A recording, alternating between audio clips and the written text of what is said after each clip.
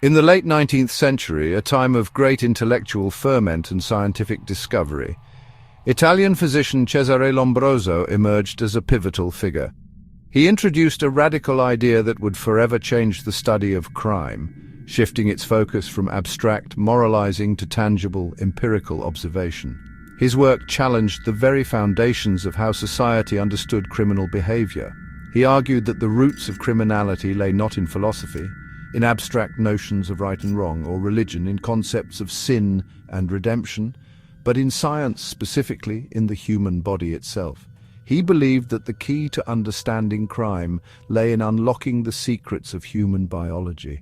Lombroso's approach, though flawed in light of modern understanding, earned him the title Father of Modern Criminology. His work laid the groundwork for the scientific study of crime, even if his specific theories have since been largely discredited. As a physician and asylum director with a keen interest in the human mind and its deviations, he observed and measured prisoners with meticulous detail, searching for physical patterns, anatomical anomalies, and physiological traits that he believed set criminals apart from others. This marked a revolutionary shift from moralizing about crime based on subjective opinions to investigating it empirically, using observation and measurement to draw conclusions. Inspired by Darwin's groundbreaking theory of evolution, which was reshaping the understanding of the natural world, Lombroso wondered if some people were evolutionary throwbacks, relics of a more primitive past. Individuals who had not fully evolved and were therefore predisposed to criminal behavior. He proposed that certain individuals were biologically destined for crime, their inherent nature driving them towards unlawful acts, their fate written in their anatomy, in the shape of their skull, the size of their jaw, and other physical characteristics. Before Lombroso, crime was seen primarily as a matter of free will, a choice between good and evil, a conscious decision to violate societal norms and laws. He introduced the idea of biological determinism. For some, crime was not a choice but a destiny, an inescapable consequence of their biological makeup. This concept was both controversial and compelling, sparking intense debate within the scientific and legal communities, suggesting that criminality could be measured through scientific observation and quantitative analysis, predicted and perhaps even prevented through early identification and intervention.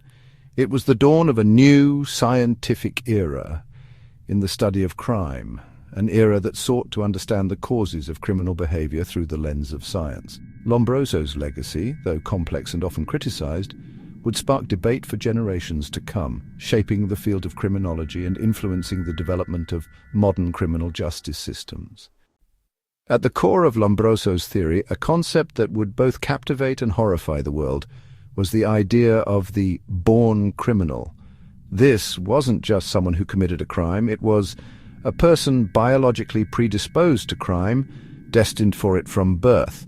According to Lombroso, he believed these individuals were not simply misguided or unfortunate, but a distinct type, marked by inherent biological differences. They were, in his view, fundamentally different from law-abiding citizens set apart by their very nature. Their criminality, he argued, wasn't a product of environment or circumstance, but was inherited from a distant, savage past, a relic of earlier stages of human development. This regression to a primitive state, a concept he called atavism. Atavism, in biology, is the reappearance of ancestral traits, characteristics that had seemingly disappeared over generations, only to resurface unexpectedly. Lombroso applied this to humans, specifically to criminals. He was claiming some people, those he deemed born criminals, were evolutionary throwbacks to a more primitive stage of human development. He saw the born criminal as a living fossil, a relic of a bygone era. In essence, they were stuck in a primitive stage of human evolution, unable to progress beyond their inherent savage instincts. Their violence and lack of empathy, he said, were not choices. They were not moral failings or societal influences, but biological programming, an inescapable part of their genetic makeup. This shifted criminology's focus dramatically, moving it from the crime itself, the act committed, to the criminal's nature, to the inherent characteristics that supposedly drove them to commit such acts. If someone was atavistic, if they possessed these primitive traits, Lombroso believed, their criminal destiny was sealed, predetermined by their very biology. Rehabilitation, the idea of reforming or changing these individuals, he argued, was futile for these individuals, a waste of time and resources. Society's only recourse, according to Lombroso, was to identify and segregate them from the rest of society for protection, both for the safety of law-abiding citizens and perhaps to contain their inherent criminal tendencies. This deterministic view, while gaining traction in scientific circles, was both groundbreaking, offering a new perspective on crime, and deeply troubling, raising profound ethical and social questions. It redefined the criminal not as a product of social circumstances or personal choices, but as a product of biology. Not just choice, sparking a debate that continues to this day about the roles of nature versus nurture in shaping human behavior. Lombroso claimed that born criminals could be identified by physical stigmata, anomalies that revealed their primitive nature.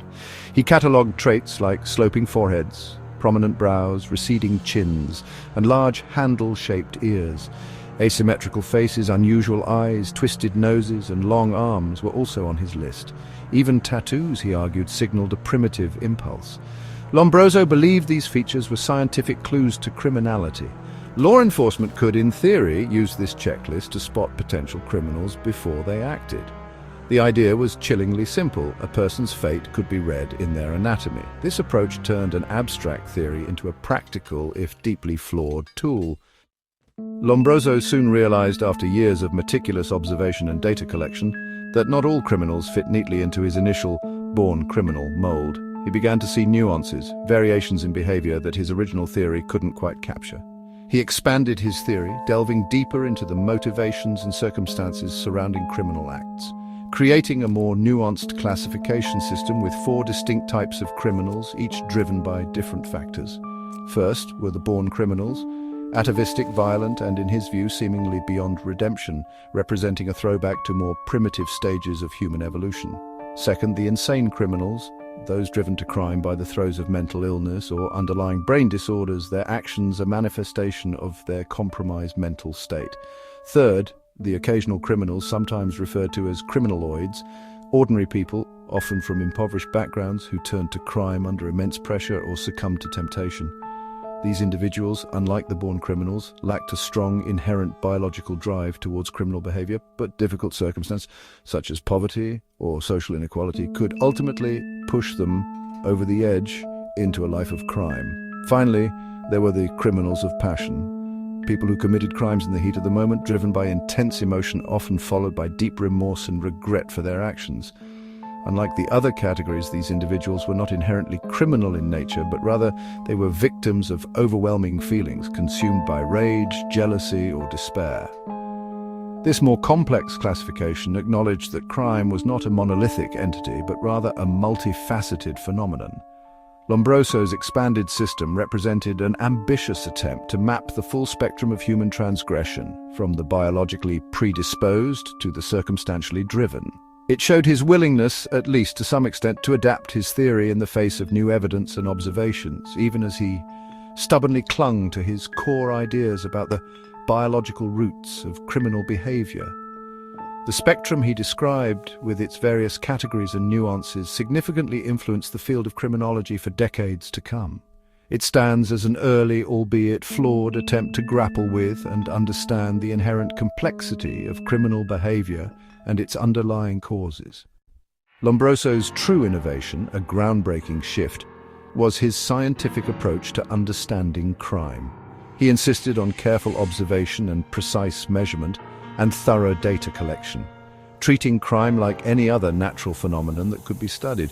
He performed autopsies, measured skulls meticulously, and recorded physical data from prisoners in great detail. His methods were empirical, not just theoretical musings. This positivist approach laid the groundwork, the very foundation for criminal profiling and modern forensic science. Lombroso's focus on biology helped medicalize deviance, significantly influencing the fields of psychiatry and psychology.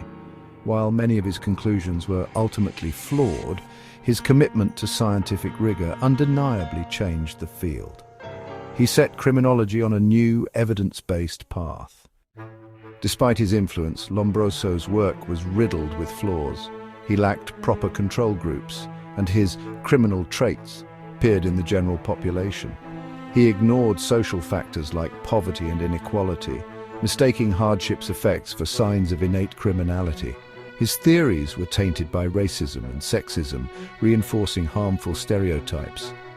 Lombroso's confirmation bias led him to see what he wanted in his data. His measurements were inconsistent and his definitions vague. What he presented as objective science was often a reflection of 19th century prejudices. His legacy is a cautionary tale about the dangers of bias in research. Today, Lombroso's theory of the born criminal is discredited, but his impact endures. His push for scientific methods transformed criminology, sparking debate and new research. In response, sociologists explored environmental causes of crime, while psychologists studied the mind. Even his idea that biology plays a role in behavior survives. Modern biocriminology uses genetics and neuroscience, but with far more nuance. Lombroso's work, though deeply flawed, forced the world to see criminals as subjects for scientific study, not just moral judgment. He was a pioneer whose mistakes shaped the field's evolution. His legacy is complex, a mix of innovation and error and unintended consequences. Without his bold, misguided theories, criminology might not exist as it does today. Lombroso's story is a reminder that science can both illuminate and mislead. The shift from moral to scientific inquiry remains his most lasting contribution.